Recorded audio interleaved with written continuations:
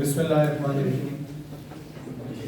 Chapter की heading मुझे बहुत पसंद है, रोटेशनल एंड सर्कुलर मोशन, क्योंकि टर्मिनोलॉजीज बिल्कुल एक जैसी लगती हैं लेकिन they are different from each other. तो समझते हैं इन दोनों का फर्क, ठीक है। सबसे पहले हमारे पास पॉइंट मास की डेफिनेशन है। पॉइंट मास क्या होता है? पॉइंट मास एक infinitesimally small mass है। डेल्टा m से इसे रिप्रेजेंट करें तो it is such a small mass that it approaches to zero. Remember, मैं ये नहीं कह रहा कि इसका मास जीरो है। The mass is not equal to zero, but it is so small. It is so small that it is approaching to zero. अच्छा, इसके इतने स्मॉल होने की वजह से हमें किस चीज की इंफॉर्मेशन नहीं मिल सकती? इसकी डायमेंशंस की इंफॉर्मेशन नहीं मिल सकती। ये डायमेंशनलेस हो जाएगा।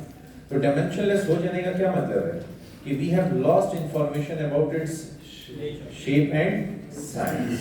साइज को हम एरिया से या लेंथ से या वॉल्यूम से डिस्क्राइब करते हैं। तो ये इतना छोटा मास होगा कि हम ना इसकी शेप बता सकेंगे कि ये स्फेरिकल है, सिलेंड्रिकल है, क्यूबिकल है, या ना हम इसका एरिया या इसका लेंथ या इसका वॉल्यूम बता सकेंगे। तो ये इंफॉर्मेशन कंप्लीटली लॉस्ट हो जाएगी, ठीक है।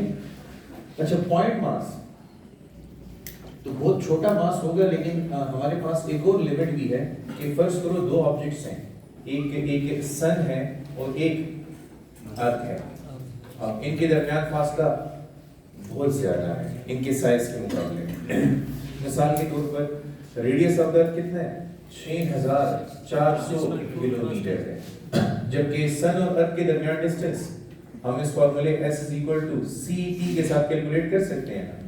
c speed of light 3 × 10⁸ metre per second, और टाइम सन से अर्थ तक लाइट कितने टाइम में पहुंचेगी?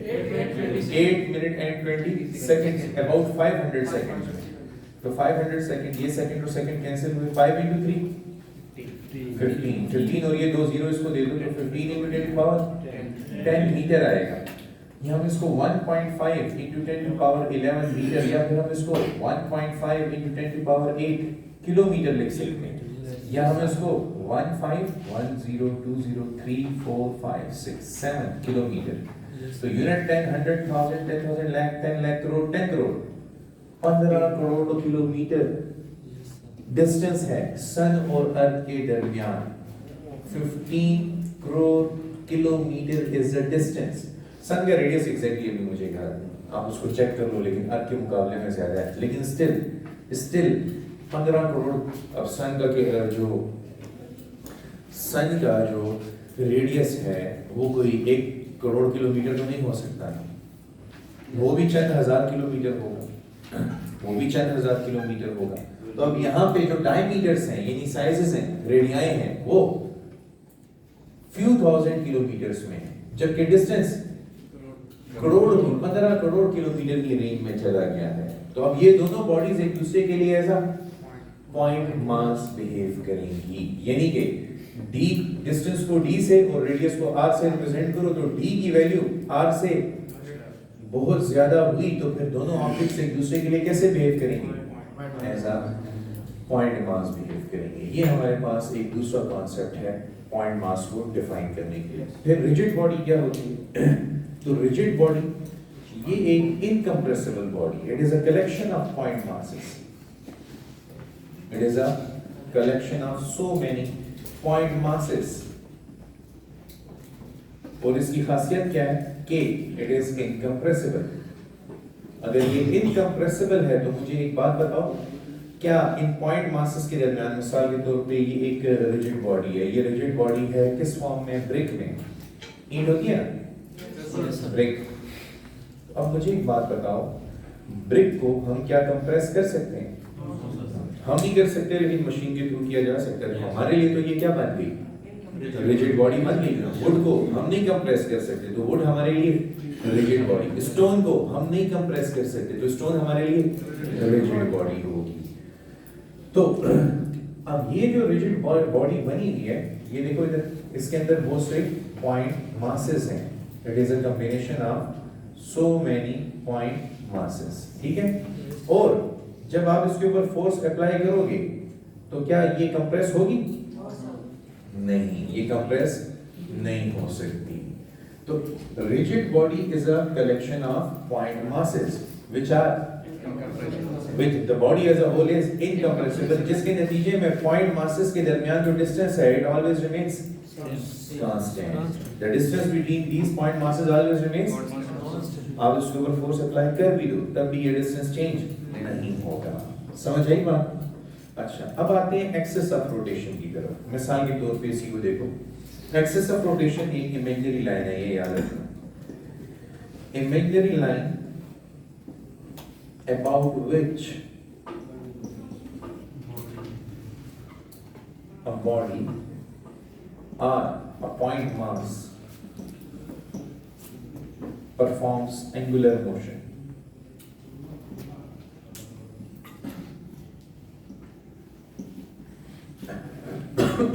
मिसाल के तौर पे देखें, XYZ प्लेन को ड्रॉ कर देते हैं, ठीक है? ये x एक्सिस, ये y एक्सिस और ये z एक्सिस, ठीक है? अच्छा, यहाँ पे मैं कंसीडर कर रहा हूँ एक ब्रिक को, द सेम ब्रिक। अब बताओ ब्रिक कौन से प्लेन में पड़ी हुई है? कौन से प्लेन में? नहीं, प्लेन तीनों नहीं हो सकते, प्लेन एक होता है, या एक्स वाई होता है, या वाई जेड होता है, या जेड एक्स होता है। मैं कौन से प्लेन में खड़ा हूँ? एक्स जेड प्लेन में खड़ा हूँ। नहीं, देखो मैं y एक्सिस के अलोंग हूँ, मेरी हाइट y एक्सिस के अलोंग है, लेकिन किस प्लेन पे खड़ा हूँ? एक्स जेड पे खड़ा हूँ मैं। ये देखो, ये कौन सा एक्सिस है? अच्छा, ये कौन सा एक्सिस है? ये कौन सा एक्सिस है? जेड है। तो इधर देखो ना, ये ऊपर की तरफ y है, ये बोर्ड के साथ जाता और ये आपकी तरफ z है, तो मैं यहाँ पे खड़ा हूँ कि नहीं? और मेरी हाइट y के अलोंग जा रही है। समझ आई कि नहीं आई? अब ये जो ब्रिक पड़ी हुई है, ये कौन से प्लेन में है? It is lying in X Z plane. मैं जरा इसको यहाँ से मिटा के और इसकी डिस्क्रिप्शन ठीक करता हूँ, क्योंकि आपको फिर ये समझ नहीं आती, आप खुद को कंफ्यूज ना कर दें। तो इधर देखो। अच्छा, अब आप जबरदस्ती कहोगे कौन सा प्लेन है? तो ये ब्रिक कौन से प्लेन में पड़ी हुई है? एक्स जेड प्लेन में पड़ी हुई है, ठीक है? अब देखो, अगर मैं इस ब्रिक को यूं मूव करूं, कौन सा रोटेशन है ये? Anticlockwise. So according to right hand rule, इसका इफेक्ट y के अलोंग जा रहा है कि नहीं? तो इसका इफेक्ट y के अलोंग जा रहा है। समझ आई कि नहीं आई? तो ब्रिक है कौन से प्लेन में? एक्स जेड प्लेन में। तो इस एक्स जेड प्लेन को हम कहते हैं plane of rotation, plane of rotation. और जिस इमेजिनरी लाइन के अबाउट ये एंगुलर मोशन परफॉर्म कर रही है, उस लाइन को हम कहते हैं एक्सिस ऑफ रोटेशन। समझ आई बात? दोबारा देखो, ये ब्रिक पड़ी हुई है कौन से प्लेन में?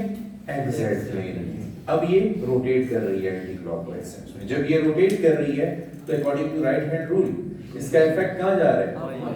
y के अलोंग। तो y के अलोंग ये इमेजिनरी लाइन जो आप ड्रॉ करते हैं, this imaginary line which passes through the body is called axis of rotation, ठीक है?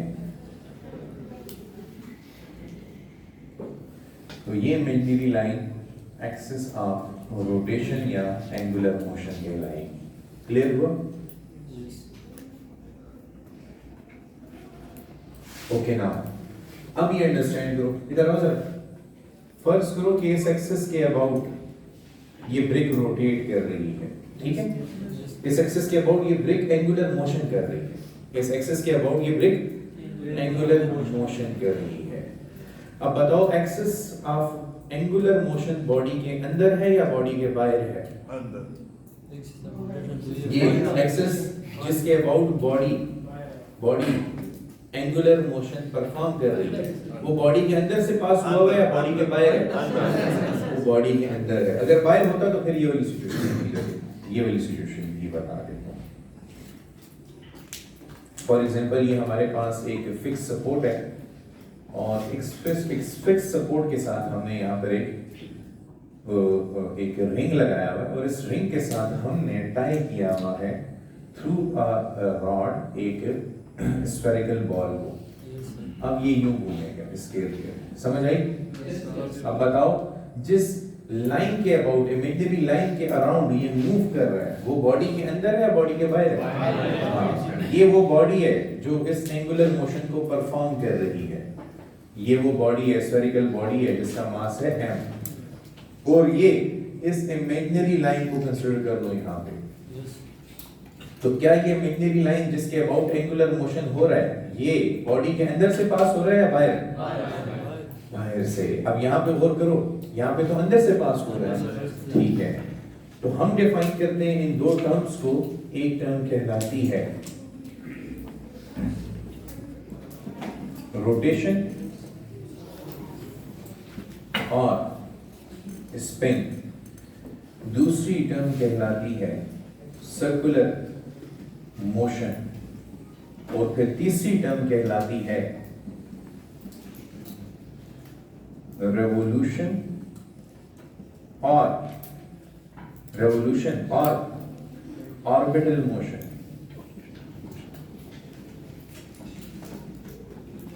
अब इन तीनों का फर्क देखो। जब एंगुलर मोशन, जब एक बॉडी एंगुलर मोशन कर रही हो about an imaginary line which is passing through the body, जब बॉडी एंगुलर मोशन कर रही है एक इमेजिनरी लाइन के अबाउट, और वो इमेजिनरी लाइन बॉडी के अंदर से पास हो रही है किसी भी पॉइंट से, तो फिर हम कहेंगे कि ये बॉडी क्या परफॉर्म कर रही है? Rotational motion. फिर ये बॉडी कौन सा मोशन परफॉर्म कर रही है? तो ये ब्रेक इस वक्त कौन से मोशन में है? ये ब्रेक इस वक्त रोटेशनल मोशन में है। तो rotational motion is the angular motion of a rigid body about an internal axis. Rotational motion is the angular motion of a rigid body, about an internal axis. समझ आई बात? अब इसमें एक बात नोट करो, मैंने कौन सी बॉडी का नाम लिया? रिजिड बॉडी का। तो rotational motion is a term defined for which body? Rigid body. Circular motion में आओ आप, अब पता चलेगा कि सर्कुलर मोशन में और रोटेशनल मोशन में क्या फर्क है। तो इधर देखो बच्चों, जब ये बॉडी पूरी की पूरी मूव कर रही है तो इसके अंदर हर एक पॉइंट मास भी मूव कर रहा है कि नहीं? तो क्या वो इमेजिनरी लाइन या वो एक्सिस उस पॉइंट मास के अंदर है? नहीं, पॉइंट मासेस, इधर देखो, इसको जरा सा बड़ा कर रहा हूं। जब ये body as a whole rotate करेगी तो ये पॉइंट मास भी इस तरह मूव करेगा कि नहीं? तो ये पॉइंट मास भी एंगुलर मोशन कर रहा होगा। इस पॉइंट मास का एंगुलर मोशन क्या कहलाता है? सर्कुलर मोशन कहलाता है। समझ आई कि नहीं आई? तो circular motion is a term defined for point mass. तो हम डिफाइन करते हैं circular motion is the angular motion of a point mass. It is the angular motion of a point mass about axis of rotation, about an axis of rotation। तो rotational motion और circular motion का फर्क क्या हुआ कि rotational motion is a term defined for rigid body and circular motion is a term defined for point mass. इसको मजीद एलिब्रेट करने के लिए मैं एक बात बताता हूँ, कंसीडर करो जरा अर्थ को, ठीक है? ठीक है, ये अर्थ है, अर्थ पे हम मौजूद हैं। मिसाल के तौर पे यहाँ पर अर्थ के ऊपर एक ऑब्जेक्ट पड़ा हुआ है, तो अर्थ फर्ज करो कि अपने वेस्ट से ईस्ट की तरफ रिवॉल्व कर रही है एंटी क्लॉकवाइज सेंस में, ठीक है? तो अर्थ का एक एक्सिस होगा जो इसके सेंटर से पास हुआ होगा, तो ये अर्थ का एक्सिस ऑफ रोटेशन है। तो अर्थ कौन सा मोशन कर रही है? रोटेशनल मोशन कर रही है। और अर्थ के ऊपर मौजूद, अर्थ के मुकाबले में तो हम बहुत छोटे मासेस हैं, तो हम क्या हुए? Point mass. तो जब अर्थ रोटेशनल मोशन करेगी अपने इंटरनल एक्सिस के अबाउट, तो हम कौन सा मोशन कर रहे हैं? Circular motion. अब बताओ हमारे सर्कुलर मोशन का टाइम पीरियड क्या है? 24 आवर। अर्थ एक रोटेशन कितने टाइम में कंप्लीट करती है? 24 आवर में 24 आवर 1 डे में एक रोटेशन कंप्लीट होता है। आप जो कह रहे हैं 366 360 वो तो ऑर्बिटल मोशन है, समझ आई कि नहीं? वो कौन सा मोशन? वो ऑर्बिटल है ना, वो सर पर क्या था? नहीं अर्थ। अब अर्थ का जो मोशन है, अर्थ का मोशन सन के अबाउट, ये कौन सा मोशन बन जाएगा? ऑर्बिटल। ये कौन सा मोशन बनेगा? क्योंकि अब अर्थ सन के गिर्द एक ऑर्बिट में मूव कर रही है। Yes earth is moving around the sun in an orbit. अब एक्सिस, ये जो एक्सिस है, ये जो इमेजिनरी लाइन है, ये बॉडी के बाहर चली गई है, तो इसको हम कौन सा मोशन कहेंगे? Revolution of orbital motion. तो it is the angular motion of a body about an external axis.